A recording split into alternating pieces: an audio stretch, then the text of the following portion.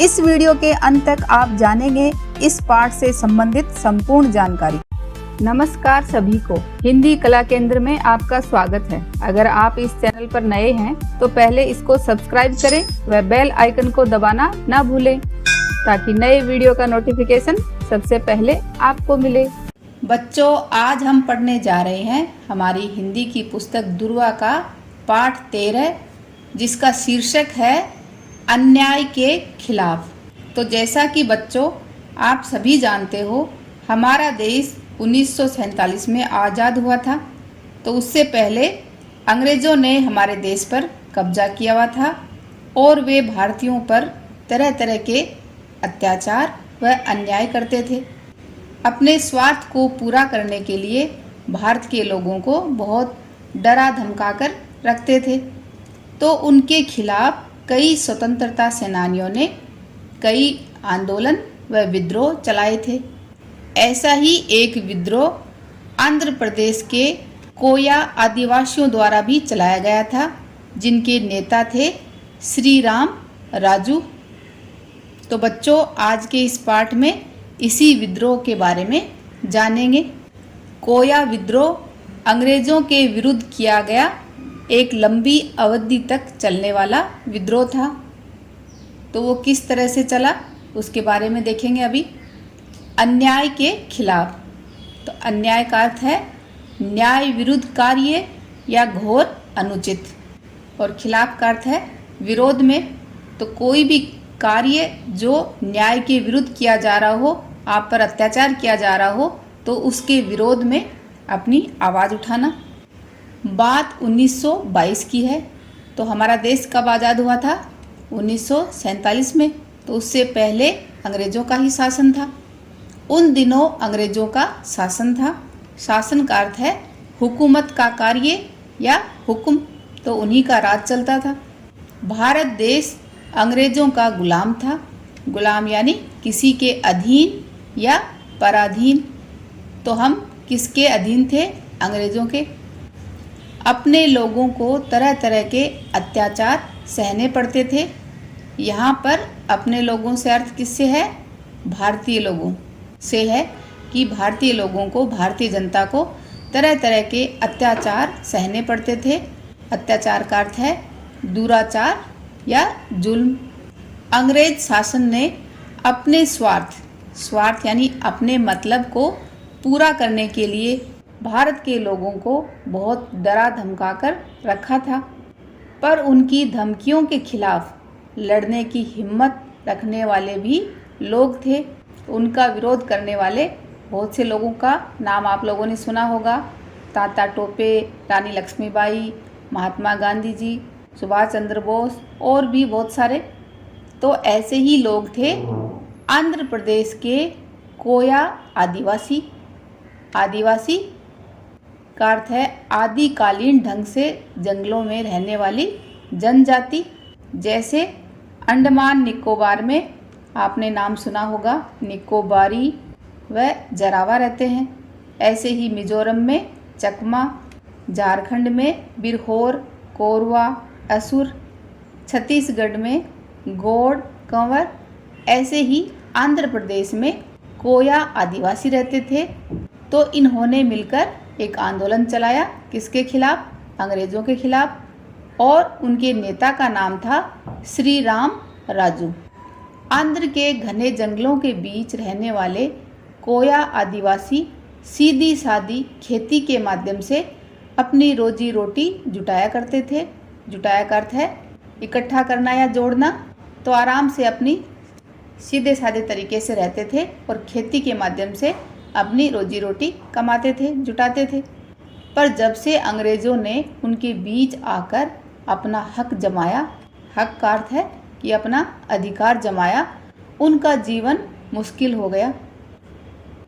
अंग्रेज़ों की योजना थी कि घने जंगलों और पहाड़ों को चीरती हुई एक सड़क बिछाई जाए।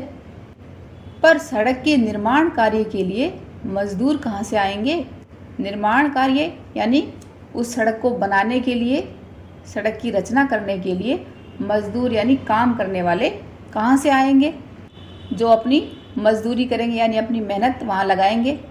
यह सवाल जब तहसीलदार महोदय के सामने आया तो उनकी निगाह का अर्थ है उनकी नज़र या दृष्टि कोया आदिवासियों पर पड़ी।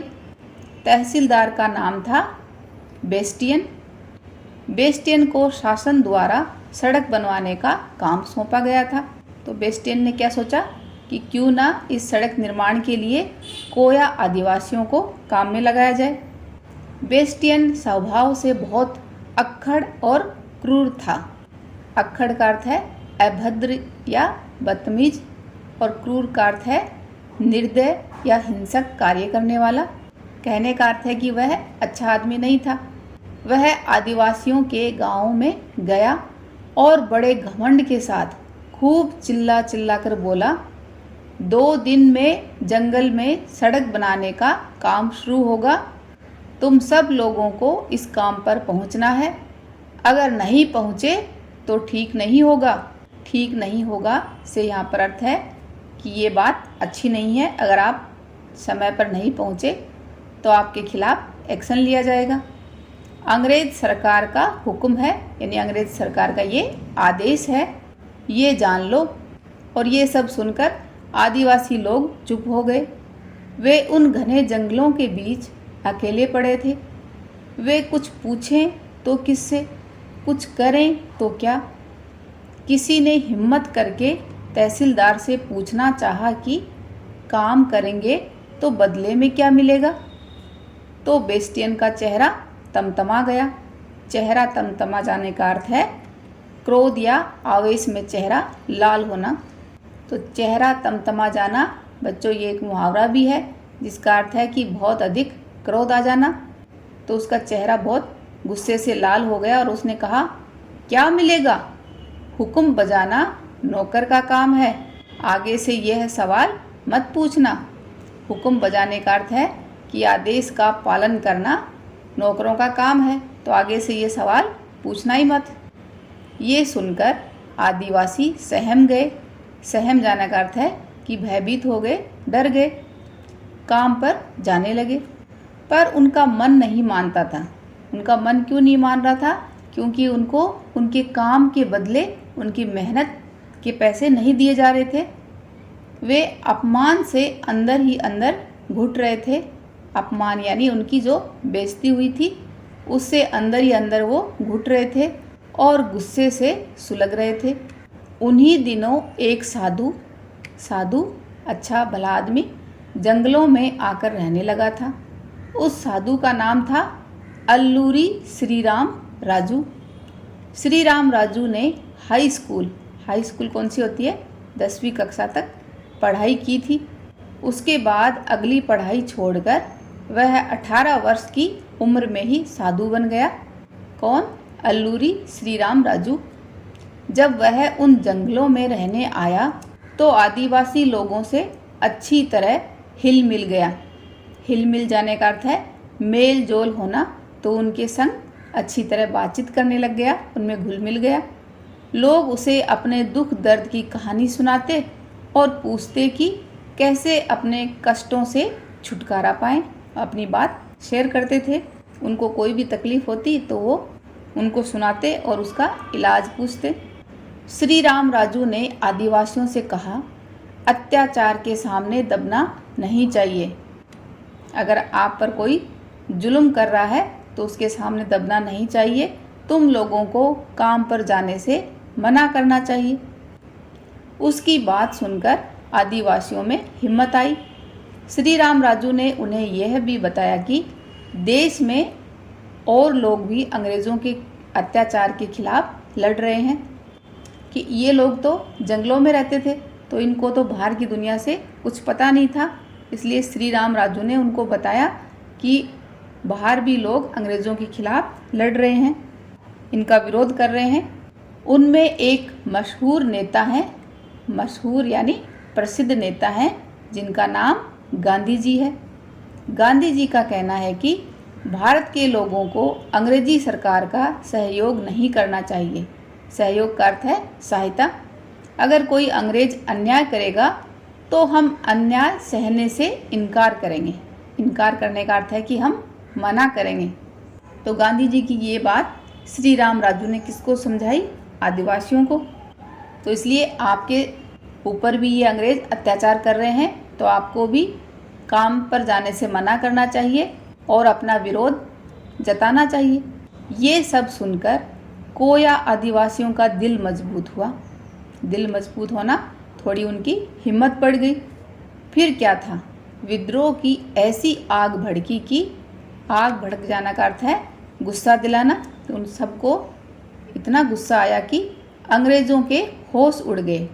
होश उड़ जाना ये एक मुहावरा है जिसका अर्थ है अत्यधिक घबरा जाना। भोले भाले आदिवासियों के मन में भरा सारा अपमान, दुख और क्रोध फूट के निकल पड़ा। वो पहले ही अपने अपमान और क्रोध से भरे बैठे थे। जैसे ही उनके नेता ने उनको थोड़ा समझाया तो उनका अपमान, दुख और क्रोध फूट के निकल पड़ा, यानी वह बाहर आ गया। भद्राचलम से पर्वतीपुरम तक पूरे इलाके के आदिवासी लोग अन्याय के खिलाफ लड़ने के लिए कूद पड़े। अंग्रेज सरकार के ऐसे छक्के छूटे कि छक्के छूट जाना ये भी एक मुहावरा है जिसका अर्थ है कोई उपाय न सूझना या बुद्धि काम न करना। तो सब ने मिलकर अंग्रेज़ों के ऐसे छक्के छुड़ाए, उनके कुछ समझ ही नहीं आया कि आसपास के राज्यों से सेना बुलानी पड़ी। पर अंग्रेज़ों की इतनी भारी सेना भी 2 साल तक विद्रोह को दबा न पाई। तो ये विद्रोह कितने दिनों तक चला? 2 साल के करीब। तभी कहा जाता है कि कोया विद्रोह अंग्रेज़ों के विरुद्ध किया गया एक लंबी अवधि तक चलने वाला विद्रोह था। जब संकरी का अर्थ है पतली, पगडंडियों का अर्थ है मनुष्यों के चलने से जंगल, खेत या मैदान में बना हुआ पतला रास्ता। आपने भी देखा होगा ऐसा रास्ता जंगलों के बीच चलने के लिए। तो उस पर से सेना की टुकड़ी गुजर रही होती। सेना की टुकड़ी का अर्थ है कि सेना का जब समूह उधर से गुजरता तो जंगलों में छिपे आदिवासी भारतीय सिपाहियों को गुजर जाने देते। तो अंग्रेजी सेना में कुछ भारतीय सिपाही भी काम करते थे। तो ये आदिवासी भारतीय सिपाहियों पर हमला नहीं करते थे, उनको चले जाने देते। और जैसे ही अंग्रेज सार्जेंट या कमांडर नज़र आते तो उन पर अचूक निशाना लगाते। अचूक का अर्थ है खाली न जाने वाला। तो ऐसा सधा हुआ निशाना लगाते कि उनके वो चोट लगनी ही थी। आदिवासियों के विद्रोह से अंग्रेज सरकार इतना डरने लगी थी कि राजू के दल को आते देख थानों से पुलिस भाग जाती थी। श्री राम राजू ने आदिवासियों से कह रखा था कि अंग्रेज़ों से लड़ो पर एक भी भारतीय सैनिक का बाल बांका न होने पाए। बाल बांका न कर पाने का अर्थ है किसी प्रकार की क्षति या कष्ट न होना। तो ये भी एक मुहावरा है। तो श्री राम राजू ने आदिवासियों को समझा रखा था कि सिर्फ हमें अंग्रेज़ों से ही लड़ना है, भारतीय सैनिकों का कोई भी बाल बांका नहीं होना चाहिए, यानी उनको चोट नहीं पहुंचनी चाहिए। अंग्रेज़ों की सेना में बहुत से भारतीय सिपाही भी थे। राजू के आदेश का सख्ती से पालन हुआ। सख्ती का अर्थ है कठोरता या कड़ाई से पालन हुआ। जब वह पहाड़ों से कूच करता था, कूच करना का अर्थ है एक स्थान से दूसरे स्थान जाना या रवानगी, तो मानो उन्हें किसी का भय न हो। तो उस समय ऐसा लगता था कि उन्हें कोई डर ही नहीं है। आदिवासी लोग पुलिस चौकियों या सेना पर हमला कर देते थे और उनके अस्त्र शस्त्र लूटकर भाग जाते थे। अस्त्र शस्त्र यानी लड़ाई के जो हथियार थे, जो उनके साधन थे, उनको लूटकर भाग जाते। यहाँ पर बच्चों आप लोगों के लिए एक सवाल है कि अस्त्र कौन से औजार होते हैं और शस्त्र कौन से औजार होते हैं। उनके नाम आप मुझे कमेंट बॉक्स में लिखकर बताना। इनकी जानकारी के लिए आप इंटरनेट की सहायता ले सकते हो, जहाँ पर आपको ये देखना है अस्त्र और शस्त्र में क्या अंतर है और कौन से औजार ये होते हैं। राजू ने एक कोने से दूसरे कोने तक गुप्त संदेश पहुंचाने के लिए, गुप्त का अर्थ है छिपा हुआ या छिपा कर रखने वाला, अपनी कोई सीक्रेट बात पहुंचाने के लिए गुप्तचरों का जाल फैला रखा था। गुप्तचरों का अर्थ है छिपकर टो लेने वाला यानी कुछ ऐसे जासूसों का जाल बिछा रखा था कि अंग्रेजी सेना के आने जाने के संदेश ऐसे पहुंचाए जाते कि किसी को कानों कान खबर न हो। कानों कान खबर न होना ये भी एक मुहावरा है जिसका अर्थ है किसी को भेद का पता न चलने देना। तो अंग्रेजी सेना जब भी एक जगह से दूसरी जगह जाती तो वो सारे संदेश गुप्तचरों के द्वारा राजू की सेना को पता चल जाता। ये सब देखकर अंग्रेजों ने भी अपने दांतों तले अंगुली दबा ली। दांतों तले अंगुली दबा लेने का अर्थ है दंग रह जाना या चकित रह जाना। तो अंग्रेजों के भी ये बात समझ में नहीं आती थी कि उनके संदेश किस तरह से वो पहुंचाते हैं, उनको पता ही नहीं चलता।